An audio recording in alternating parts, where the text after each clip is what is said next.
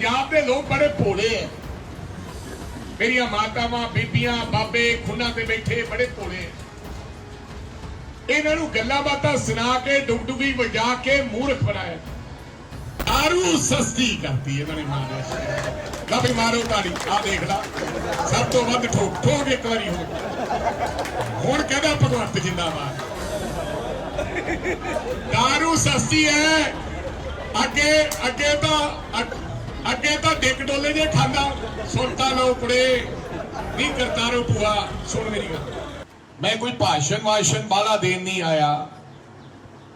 मैं थोड़े नाल गल्लां करन वास्ते आया।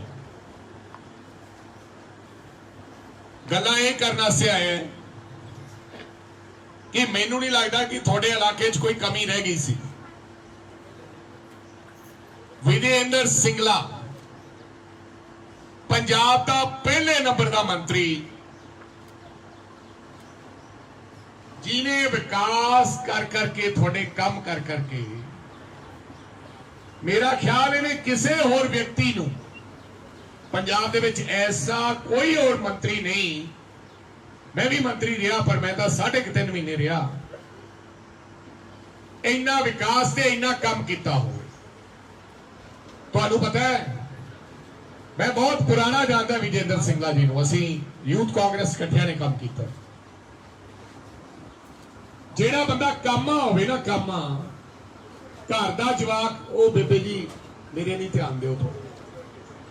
घर दा जवाक जे पहले नंबर ते आया होवे ते जे बेबे उहनूं गोदी छुपा के जां बापू उहनूं शाबाश ना देवे तो उहदा दिल टुट जाता। उन्होंने लगता कि यार पढ़न पुढ़न की बाहला लोड़ नहीं, कोई फायदा नहीं है। मैं समझदा कि विजेंद्र सिंगला ने ठीक है बंदा तुरया फिरदा रहिंदा है क्योंकि दुनियावी लोग हैं। किते ना किते इस मेरे भरा दे मन नूं इह ठेस जरूर पहुंची है कि अज वो लोग जित के भरा वर्गे साडी बीबी जिन्होंने लोगों को आके हाँ का नारा नहीं मारिया। कोई वो बीबी आई जी जीती है थोड़े थानू किसी को मिलके गई है अज तक ना आई है ना कोई आने की इच्छा है। ये विजेंद्र सिंगला सीगा जिन्हें पिंड का जो सरपंच साहब होरां ने जां इलाके के लोगों ने जो किया वो करता। तुहानू एक पंजाब के लोग बड़े भोले है। मेरिया मातावां बीबियां बाबे खुना ते बैठे बड़े भोले है। इन्हों गल्लां बातां सुना के डुगडुगी वजा के मूर्ख बनाया। आ मेरिया मावां ते बजुर्ग सोचते सी तुसीं ये सोचते सी भी जिद्दे भगवंत बन गया पंजाब दा मुख मंत्री उते साडे पिंड सरकारी बस आया करू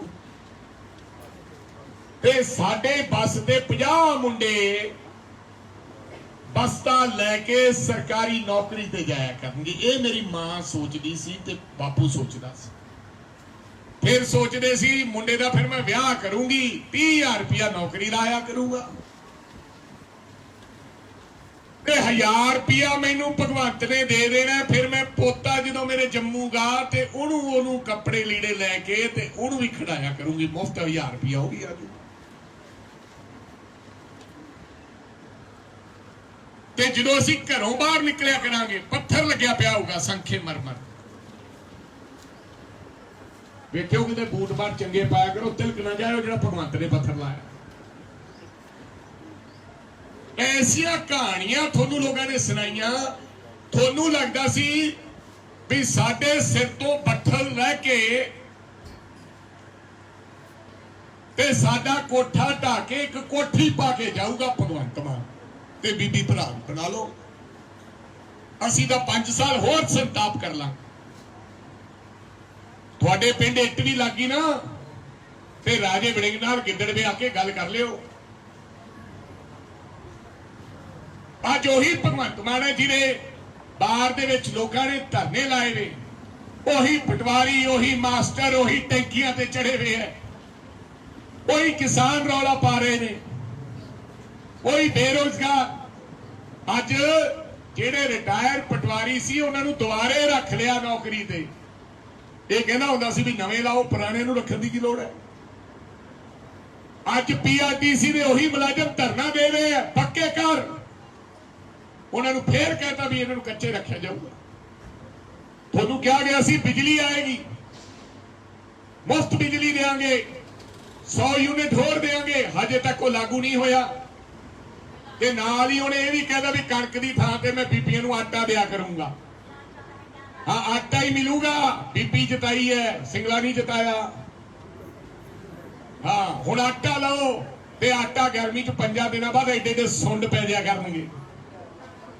ਹਾਂ ਤੇ ਫਿਰ ਤੁਹਾਡੇ ਗੇਟ ਤੇ ਵੀ ਲਿਖ ਕੇ ਲਾਊਗਾ, ਗੇਟ ਤੇ ਲਿਖ ਕੇ ਲਾਊਗਾ ਵੀ ਇਹ ਪਰਿਵਾਰ ਗਰੀਬ ਹੈ, ਇਹ ਇਸ ਕਰਕੇ ਇਹਨਾਂ ਨੂੰ ਮੈਂ ਆਟਾ ਦਿੰਦਾ। ਫਿਰ ਆਟਾ ਤੁਹਾਡੇ ਘਰੇ ਘਰੇ ਪਹੁੰਚਾ ਕੇ ਜਾਊਗਾ।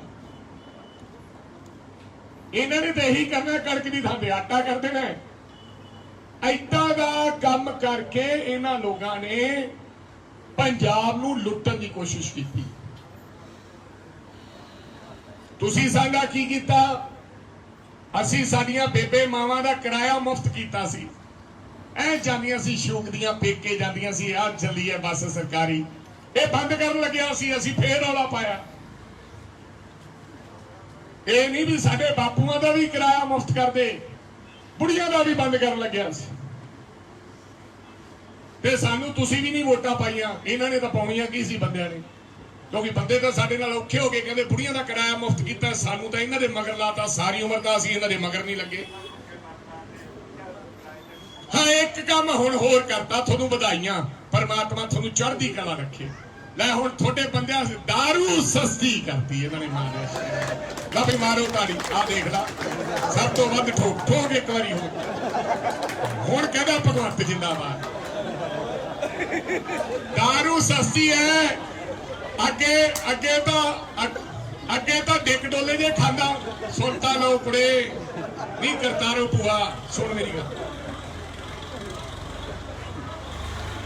ਅੱਗੇ ਤਾਂ ਹੁਣ ਇੱਕ ਦੂਜੇ ਨੂੰ ਗੱਲਾਂ ਸੁਣ ਲਓ, ਹੁਣ ਮੇਰੀ ਵੀ ਸੁਣ ਲਓ। ਹੁਣ ਇੱਕ ਦੂਜੇ ਨੂੰ ਗੱਲਾਂ ਕਰਦੀਆਂ ਵੀ ਅੱਗੇ ਤਾਂ ਮੇਰੇ ਵਾਲਾ ਡਿੱਕ ਡੋਲੇ ਖਾਂਦਾ ਹੁੰਦਾ ਸੀ, ਹੁਣ ਮੂੰਹ ਬਣਾ ਕੇ ਆਇਆ ਕਰੂਗਾ। ਅਧੀਏ ਦੀ ਥਾਂ ਤੇ ਪਊਏ ਦੀ ਥਾਂ ਤੇ ਅਧੀਆ ਪੀ ਕੇ ਆਇਆ ਤੇ ਆ ਕੇ ਘਰੇ ਵੀ ਸੇਵਾ ਕਰੂਗਾ। ਇਹ ਤੁਹਾਨੂੰ ਤੋਹਫਾ ਦਿੱਤਾ ਤੇ ਫੇਰ ਜਿਗਰ ਹੁਣ ਸੁਣਦੀਆਂ ਨਹੀਂ। ਦੇਖ ਆਹ ਦੋਵੇਂ ਜਾਣੀਆਂ ਗੱਲਾਂ ਕਰੀ ਜਾਂਦੀਆਂ। ਮੇਰੀ ਗੱਲ ਸੁਣ ਲਓ, ਤੁਹਾਨੂੰ ਦੋਵਾਂ ਨੂੰ ਕਹਿਣਾ, ਹੁਣ ਘਰੇ ਆਇਆ ਕਰਨਗੇ, ਪਊਏ ਦੀ ਥਾਂ ਤੇ ਅਧੀਆ ਪੀਆ ਕਰਨਗੇ, ਨਾਲੇ ਘਰੇ ਗਦਰ ਮਚਾਇਆ ਕਰਨਗੇ ਤੇ ਨਾਲੇ ਫਿਰ ਜਿਗਰ ਖਰਾਬ ਹੋ ਜਾਊਗਾ। 20 ਦਿਨਾਂ ਨੂੰ ਫਿਰ ਹਸਪਤਾਲ ਲੈ ਕੇ ਜਾਇਆ ਕਰੂੰਗੀਆਂ ਵੀ ਇਹਦਾ ਲੀਵਰ ਖਰਾਬ ਹੋ ਗਿਆ। ਸੁਣ ਲਾ।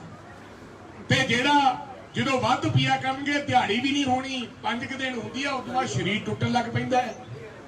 ਇਹ ਤੁਹਾਡੇ ਵਾਸਤੇ ਫਾਇਦਾ ਕੀਤਾ ਭਗਵੰਤ ਮਾਨ ਨੇ, ਤੁਹਾਨੂੰ ਵਧਾਈਆਂ। ਤੁਹਾਡੇ ਮੁੰਡੇ ਦਾਰੂ ਸਸਤੀ, ਦੁੱਧ ਸਸਤਾ ਕਰ ਦਿੰਦਾ, ਦਵਾਈ ਸਸਤੀ ਕਰ ਦਿੰਦਾ, ਸਬਜ਼ੀ ਸਸਤੀ ਕਰ ਦਿੰਦਾ, ਪੈਟਰੋਲ ਤੇ ਡੀਜ਼ਲ ਸਸਤਾ ਕਰ ਦਿੰਦਾ, ਗਰੀਬ ਨੂੰ ਬਿਜਲੀ ਸਸਤੀ ਕਰ ਦਿੰਦਾ। ਤੇ ਸਸਤੀ ਕੀਤੀ ਤਾਂ ਦਾਰੂ ਸਸਤੀ ਕਰਤੀ। ਸੋ ਮੇਰੀ ਤੁਹਾਨੂੰ ਬੇਨਤੀ ਹੈ, ਹੁਣ ਭੈਣ ਜੀ ਹੁਣ ਮੇਰੀ ਗੱਲ ਸੁਣ ਲਾ। ਹਾਂ ਕਿੰਨੀ ਮੈਨੂੰ ਪਤਾ ਹੈ ਸ਼ਰਾਬ ਤੋਂ ਦੁਖੀ ਬਹੁਤ ਹੋਣੀ ਹੈ। ਧਿਆਨ ਨਾਲ ਮੇਰੀ ਗੱਲ ਸੁਣ ਲਓ। ਮੇਰੇ ਕਹਿਣ ਦਾ ਮਤਲਬ ਇਹ ਸਾਰੇ ਕਾਰਨਾਮੇ ਸਰਦਾਰ ਭਗਵੰਤ ਸਿੰਘ ਮਾਨ ਦੀ ਸਰਕਾਰ ਨੇ 3 ਮਹੀਨਿਆਂ 'ਚ ਇਹ ਤੋਹਫੇ ਤੁਹਾਨੂੰ ਦਿੱਤੇ ਹੈ। ਹਜੇ ਤਾਂ ਤੁਹਾਡੇ ਇਲੈਕਸ਼ਨ ਸੀਗਾ, ਇਸ ਤੋਂ ਬਾਅਦ ਬਿਜਲੀ ਵਾਲੇ ਆਉਣਗੇ ਜਿਨ੍ਹਾਂ ਦੇ ਲੋਡ ਵੱਧ ਹੈ, ਕਿਉਂਕਿ ਹਰੇਕ ਦੇ ਘਰੇ ਫਰਿੱਜ ਹੈ, ਹਰੇਕ ਦੇ ਘਰੇ ਕੂਲਰ ਹੈ। ਆਪਣੇ ਜਿਹੜੇ ਲੋਕ ਹੈ ਤੁਹਾਡਾ, ਇਹਨਾਂ ਨੇ ਕਿਹਾ ਕਿ 1 ਕਿਲੋਵਾਟ ਵਾਲੇ ਨੂੰ ਅਸੀਂ ਬਿਜਲੀ 300 ਯੂਨਿਟ ਦੇਣੀ, ਕਹਿਤਾ ਵਾਅਦਾ ਕਰ ਲਿਆ। ਹੁਣ ਇਹਨਾਂ ਨੇ ਸਕੀਮ ਬਣਾ ਲਈ, ਸਰਦਾਰ ਸਾਹਿਬ ਸੁਣ ਲਓ, ਵੀ 1 ਕਿਲੋਵਾਟ 'ਚ ਰਹਿ ਨਹੀਂ ਕੋਈ ਨਾ ਦਿਓ, ਸਾਰਿਆਂ ਦਾ ਲੋਡ ਚੈੱਕ ਕਰੋ।